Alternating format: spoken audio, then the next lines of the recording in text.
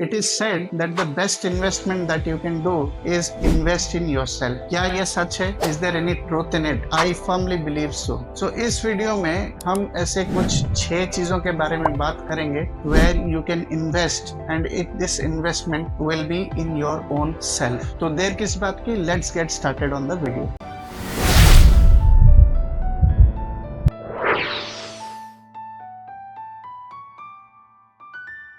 सबसे पहला investment, invest in your physical and mental wellbeing. दोस्तों, फिजिकल और मेंटल वेलबींग हेल्थ है वो बहुत इंपॉर्टेंट है। So generally when people are young they take health for granted, both physical and mental, but as you will grow in your life, in your career, you will see how important health becomes. जब थोड़ी सी भी आपकी health खराब रहेगी, आपको बिल्कुल काम करने का मन नहीं करेगा, you not feel motivated, and most importantly if you will not operate in your best of health, you become dependent on others for your well-being, जो कि बिल्कुल सही बात नहीं है। So make it a point that you invest some time and energy into doing some sort of physical activity, some sort of exercise, जो कि आपको physical health को up to date, up to fit रखे। और mental health के लिए आप meditation वगैरह ट्राई कर सकते हो, इवन रिलैक्सेशन टेक्निक्स वो भी आप ट्राई कर सकते हो। But my point is have a routine where you give importance to health in your own life. So this is one of the biggest investments that you can do to yourself. दूसरा जो सबसे बड़ा investment है जो आप अपने आप को करोगे, learn about personal finance. अपने पर्सनल फाइनेंस के बारे में समझिए। आप समझिए कि क्या एसेट क्लास होते हैं, किन में आपको इन्वेस्ट करना चाहिए। ऐसे किसी से भी बात करके कोई भी जगह पे आप ऐसे इन्वेस्ट मत कर दीजिए। There are a lot of people who will advise you to do FDs, LICs, etc. etc. ऐसे बातों में ना पड़िए, आप खुद ही एजुकेट हो। कोई डिफिकल्ट चीज नहीं है। आप थोड़े से आज के डेट में यूट्यूब में बहुत सारे अच्छे वीडियोस हैं जहां से आप बहुत अच्छा नॉलेज ले सकते हो। So equip yourself with knowledge about personal finance, ताकि आपकी जो फाइनेंस है वो आपके कंट्रोल में रहे और आप कभी अपने लाइफ में फाइनेंशियल क्राइसिस ना फेस करो। बहुत इंपॉर्टेंट पॉइंट है। I can't stress more about the awareness around financial and personal finances. So ये मेरा पॉइंट नंबर 2 है। पॉइंट नंबर 3 बड़ा इंटरेस्टिंग पॉइंट है। कोई ना कोई आप एक हॉबी पिकअप कीजिए।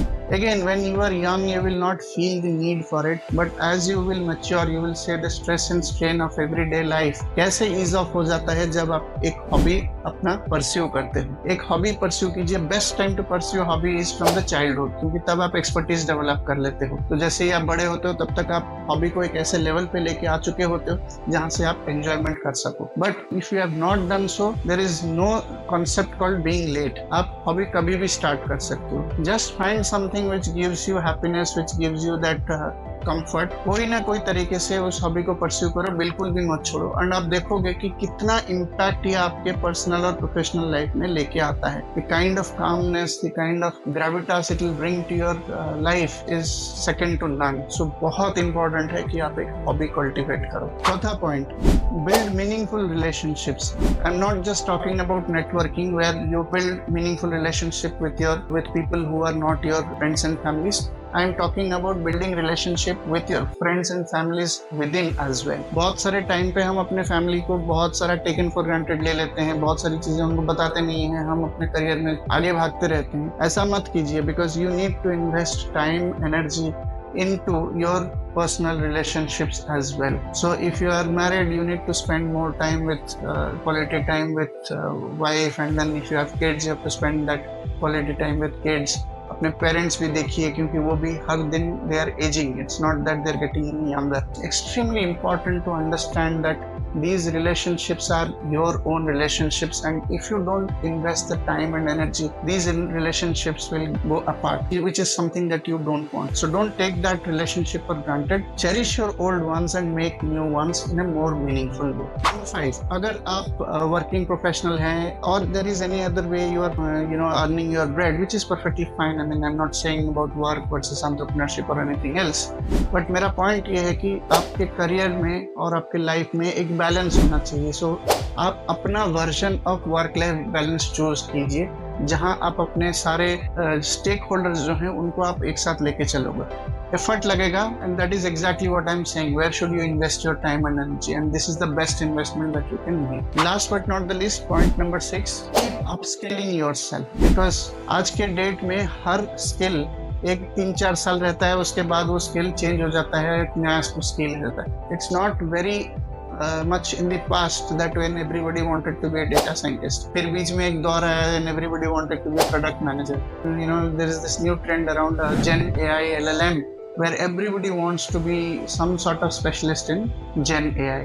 तो ट्रेंड्स चेंज होती रहती हैं. अगर आप अपने आप को रीस्किल अपस्किल नहीं करोगे, you will find yourself living in the past and living in the stone age, which of course you don't want to.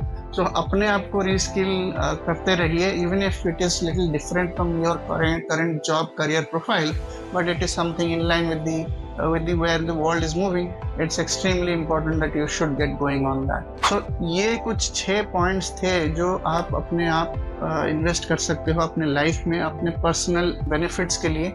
And these are extremely important areas where you need to invest because these are your core areas. So I hope you have liked what I said, and if you liked, then subscribe to this channel, give it a thumbs up, and share your comments about what you think are relevant for as self-investment or as investments in your own self. So take care and thank you so much for watching. Until the next video.